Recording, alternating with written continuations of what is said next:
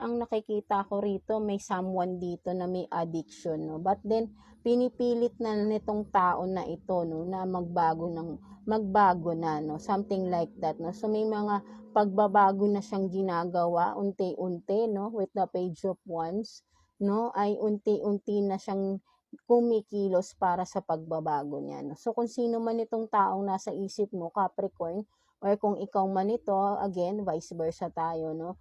Ay nagiging pinipilit mo or ginagawa mo na yung paraan or way unti-unti, no, para sa pagbabago mo, no? Tinatanggal mo na yung mga toxic or itong taong nasa isip mo ay inaalis niya na yung mga toxic behavior or habits or addiction na ginagawa niya before, no? So, tinatry naman ng tao na ito na magbago, no? So, kung ano yung sinabi niya sa'yo, tinatry naman niya, no? So, kung sino man itong nasa isip mo ngayon, Capricorn, ginagawa niya na yung part niya para sa pagbabago. Kaya, wag ka na ring malungkot, no? So, maging positive ka lang lagi, right? No? So, kung ikaw man itong ginagawa mo na yung pagbabago, no?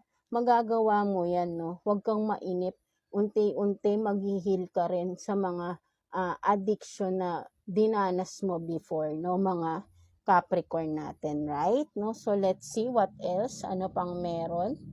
Para maging maayos na din kung ano man yung relasyon ninyo ng tao na ito, right? Mga Capricorn natin. So, let's see. Kuha pa tayo ng sitwasyon sa inyo, mga Capricorn. Ano pang meron? Person on your mind, do, mga Capricorn natin. Let's see. Ano pang meron para sa inyo, mga Capricorn? Let's see.